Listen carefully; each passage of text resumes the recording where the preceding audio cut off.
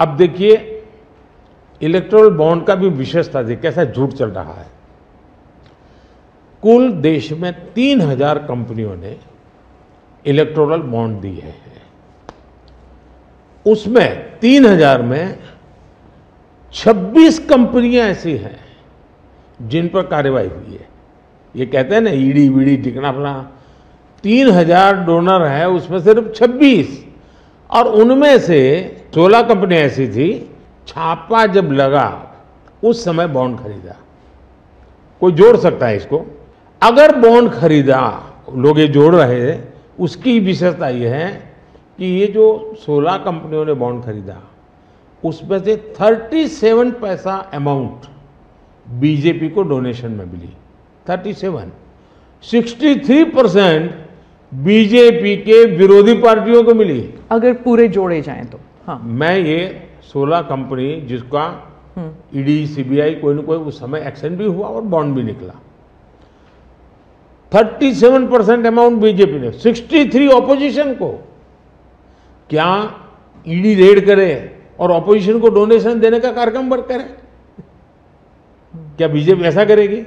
इसका मतलब कि 63% पैसा विपक्ष के पास जाए और आप आरोप हम पर लगाएं, लेकिन उनको गोलमोल बोलना है और भाग जाना है। वो एक सवाल है इलेक्टोरल बॉन्ड्स के बारे में। राहुल गांधी जो है वो हर भाषण में कहते हैं और विपक्ष के नेता भी कहते हैं कि इसमें धांधली हुई है। आपकी पार्टी के लोग भी कहते हैं कि अगर गलती है, अगर इसमें कोई गुंजाइश है इसके सुधार में तो वो कर सकते हैं। क्या ये गलत फैसला था इलेक्टोरल बॉन्ड्स का? पहली बात है कि हमारे देश में लंबे अरसे से चर्चा चली है कि चुनावों में काला धन एक बहुत बड़ा खतरनाक खेल हो रहा है। देश के चुनावों को काले धन से मुक्ति मिले, इसके लिए कुछ करना चाहिए। चर्चा लंबे समय से चल रही है। चुनाव में खर्च तो होता ही होता है, कोई इनकार नहीं कर सकता है। मेरी पार्टी भी करती है, सब पार्टियां करती हैं, कैंडिडेट भी करते हैं, और पैसे लोगों से लेने पड़ते हैं, सब पार्टियां लेती हैं। मैं चाहता था कि हम कुछ कोशिश करें कि इस काले धन से हमारे चुनाव को कैसे मुक्ति मिले, ट्रांसपेरेंसी कैसे आए। एक प्रामाणिक पवित्र विचार मेरे मन में था। रास्ते खोज रहे थे, एक छोटा सा रास्ता मिला, वही पूर्ण है। वैसे हमने उस समय भी क्लेम नहीं किया था, पार्लियामेंट में डिबेट में सबने उसको सराहा भी था। आज जो लोग उलट पुलट बोल रहे हैं उन्होंने सराहा था, पार्लियामेंट डिबेट देख लीजिए। हमने कैसे कैसे काम किया, जैसे 1000 और 2000 के नोट खत्म कर दिए। चुनाव में वही बड़े बड़ी मात्रा में ट्रैवलिंग करते हैं, क्यों कि ये काला धन खत्म हो। हमने सुप्रीम कोर्ट ने कहा था कि 20,000 रुपये तक पॉलिटिकल पार्टियां कैश ले सकती हैं। मैंने कानून बनाकर, नियम बना करके 20,000 को 2,500 कर दिया। क्यों? क्योंकि मैं नहीं चाहता था कि ये कैश वाला कारोबार चले।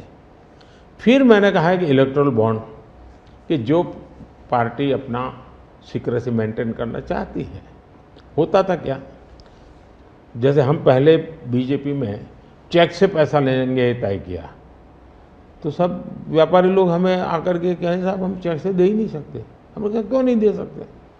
बोले हम चेक से देंगे तो हमें लिखना पड़ेगा, हम लिखेंगे तो जो सरकार है वो देखेगी कि ये विपक्ष को इतना पैसा दिया, तो हमें तो वो परेशान करेंगे। तो बोले हम तो पैसे देने के लिए तैयार है लेकिन चेक से नहीं देंगे। तो मुझे याद है हमारे 90 के दशक में जो चुनाव में हमको बड़ी दिक्कत आई थी, पैसे नहीं थे हमारे पास, और हम नियम लगा के बैठे थे कि हम चेक से लेंगे। देने वाले देने को तैयार थे, चेक से देने की उनकी हिम्मत नहीं थी। तो ये सारी चीज़ों का मुझे पता था। तो मैंने कहा भाई, तो हमने कहा भाई ऐसा है, अब देखिए इलेक्टोरल बॉन्ड न होते तो किस व्यवस्था में ताकत है वो ढूंढ के निकालते कि पैसा कहाँ से आया और कहाँ गया। ये तो इलेक्टोरल बॉन्ड की सक्सेस स्टोरी है कि इलेक्टोरल बॉन्ड थे तो आपको ट्रेल मिल रहा है मनी का, कि किस कंपनी ने दिया, कैसे दिया, कहाँ दिया। अब उसमें अच्छा हुआ बुरा हुआ वो विवाद का विषय हो सकता है, इसकी चर्चा हो।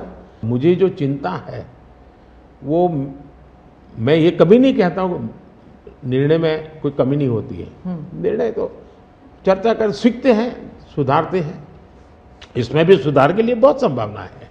लेकिन आज हम पूरी तरह काले की तरफ देश को धकेल दिया है, और इसलिए मैं कहता हूँ सब लोग पछताएंगे। जब बाद में ईमानदारी से सोचेंगे सब लोग पछताएंगे।